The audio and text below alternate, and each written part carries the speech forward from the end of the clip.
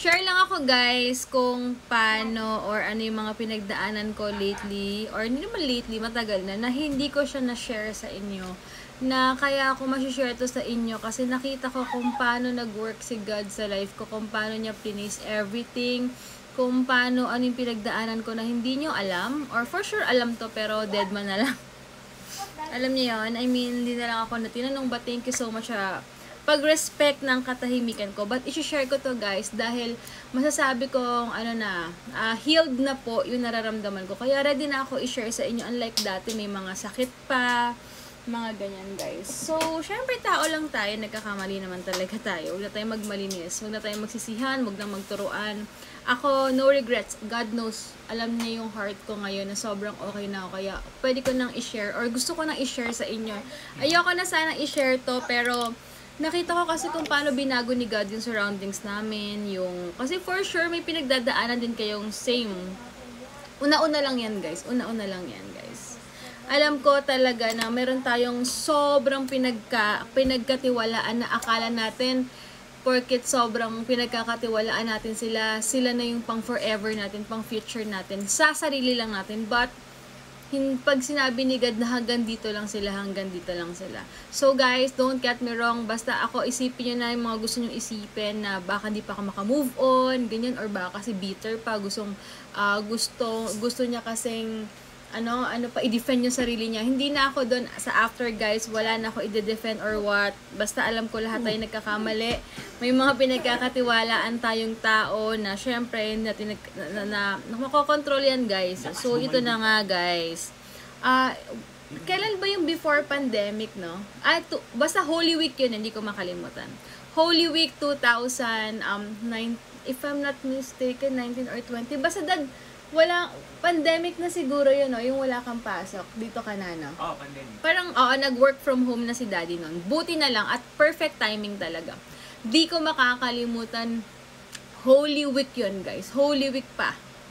Nagulat na lang ako, ang dami na nagpo-post, ang dami nagpi-PM sa akin, nag-a-assume sila na ako yung pinag-uusapan, tapos nagulat ako, ang dami ng galit sa akin na wala man lang nag-confirm na sinabi mo ba to, sinabi mo ba as in totaling parang nagalit na lang sila sa'yo, parang das nag-recruit pala, as until nagulat ako na ang dami na pala na-recruit, yung mga ibang kaibigan ko na nakausap ko na nagpatawaran na kami, biglang na-recruit pa rin, biglang naging cold, yung parang basta ganon na nangyari. Sabi ni daddy, at aware naman ako doon guys, so nahimik lang ako. Knowing me, na andali kong panindigan or andali kong i-defend yung sarili ko guys. Pero, that time guys, parang buti na lang andyan si daddy na sabi niya, alam mo yung totoo, wag kang sasagot, wag kang magpo-post, hayaan mo lang sila. Kahit marami nag-PPM sa akin, kahit marami nagtatag na, oy ganito, ganyan. Pero ako, sabi ko, parang ang tanging naalala ko lang is nagtiwala ako sa isang tao na to na wala naman akong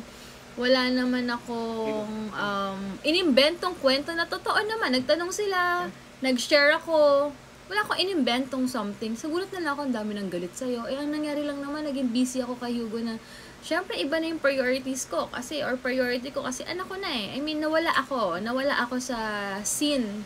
Talagang aminado ako na hindi na ako siya nakipag-communicate kasi nga, kung alam nyo lang talaga, alam nyo yan for sure yung mga nanay nagpa-breastfed sa anak nila, nagpapa-breastfeeding. Grabe yung pagod, sakit, lahat talaga. Sobrang na-busy, tapos nawalan ako ng business noon kasi nag-focus nga ako, so naglaylo muna ako for some time, ganyan. Basta ganun yung nangyari, guys. So, sabi ni daddy, wag kang sasagot. Nag-aantay ako ng mga PMs, ganyan. Pero sabi ko nga, sa mga certain tao, sabi ko, parang dad, gusto kong mag-sorry. Sabi niya, bakit ka mag-sorry? Alam mo namang, parang hindi nila deserve the fact na naniniwala sila sa isang chismis na yan or sinasabi about you.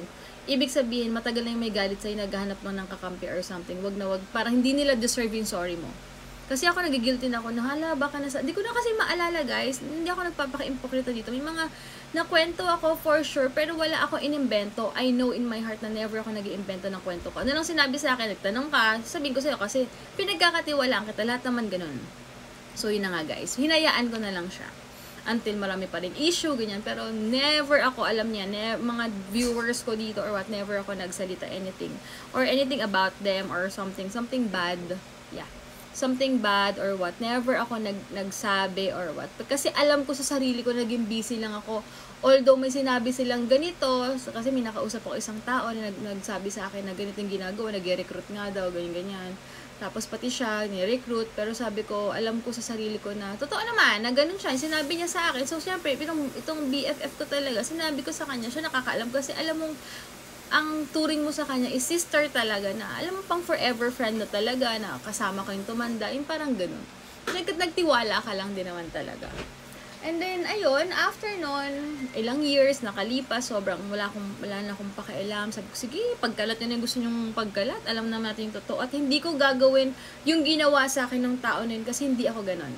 Na sisiraan ko rin siya through social media, mga ganyan. So, after ilang years na nangyari, na trauma ako magtiwala, ang dami nag-recruit sa amin na sama ka sa amin sa Victory Group, ganyan-ganyan. Sabi namin, sige lang po, okay, sige, kuha number, ganyan. Until, ito nga, nagkaroon si daddy ng sakit na parang sa feeling namin lahat kaya namin kasi kumakayod kaming dalawa, okay yung income namin, masaya kami na talang kami lang, kahit family namin lumayo kami kasi parang feeling namin enough na kaming tatlo, okay na kami, ganito na tayo forever, ganyan. Wala na kaming wala kaming pinapapasok sa buhay namin na natatakot na ako magtiwala kasi ayoko na mangyari yung before. But ito nga, isang snap lang, oh my gosh, may brain tumor si daddy. Sabi ni God, hindi nyo lahat kakayanin nang wala ako at wala tong taong to. Hindi pwedeng kayo lang, ganyan.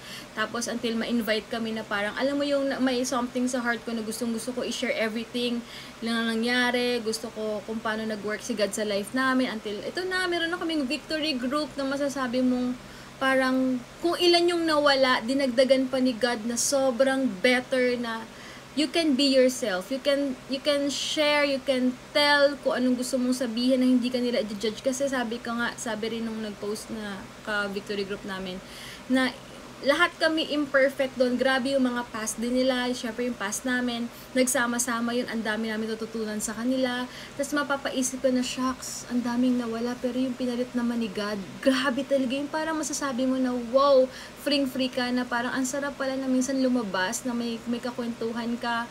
Tapos tatanungin kayo, mag-share kayo, something, ano yung highlights ng 2023 mo, ano yung pinagpe-pray mo. Tapos ipagpe-pray ka nila. Alam mo yung parang, alam mo, guided ka na, syempre, hindi naman yan, kasi ang relationship naman is, ano yan eh, working progress talaga yan eh, or yung process niyan is, kailangan talaga mag-give and take, hindi maiiwasan na magkakaroon ko ng miscommunication, misunderstanding, pero pag gusto mo talaga ma-work out yung relationship nyo, pag-usapan yung mabuti, yung talagang kayo mag-uusap, hindi yung marami nang i-involve na tao na parang gusto mo, hingi ka ng validation kasi feeling mo kailangan ikaw yung tama kaya mag-recruit ka. Parang hindi ganun. So, ngayon namin na-realize na parang grabe, parang pag uuwi kami kahit nasa kotse kami na parang ang sarap lang sa feeling na you can be yourself pa rin talaga, na you can still trust, na hindi ka lang dun stop, na parang pwede ka pa palang magsimula ulit, magtiwala ulit, na alam mong this time mas wiser ka na, mas stronger ka na, at mas mapagkakatiwalaan mo na sila kasi alam mong sa inyo lang, at sila rin nagkamali rin sila sa past nila, pero aminado sila na alam mo, nasa kanila, nasa heart nila si God, na alam mong mag-guide ka kahit magkamali ka, kahit alam mong madapa ka, aminin mo lang sa kanila, i-share mo. Ang dami nilang thoughts, ang dami nilang words na mas-share sa inyo, na ma-uplift ka, na mas mag-grow ka, hindi lang sa sarili mo, kung hindi yung faith mo. Yun lang. Kaya alam nyo guys, pag sabi ko no regrets talaga. Although masakit siya, syempre, pag ando dun ka sa sitwasyon na binetray ka, ang daming nagsira sa'yo, nag-recruit pa, parang networking. Pero, after nun, magpapasalamat ka, salamat sa nangyari yun, at nireveal ni God mismo. At hindi mo rin ginawa yung ginawa nila kasi alam mo hindi ikaw yun. Na ayaw mo nang magsayang ng energy dahil kung gusto mo pa siyang paglaban, gusto mo pa siyang papasukin sa buhay mo, diba? Kasi paglalaban mo pero pag ayaw mo na, wag na, kundi na rin naman worth it. So ngayon, sobrang grateful at thankful ako. Kaya share ko na to sa inyo guys. Alam niyo yung ibang story na yun, but salamat at nirespect nyo rin po yung pananahimik ko. But ayun, sobrang happy naman talaga kami ngayon na andito na kami sa tamang tao sa paligid namin na pag may pinagdaanan kami, for sure, alam namin matutulungan nila kami. Thank you, Lord, talaga.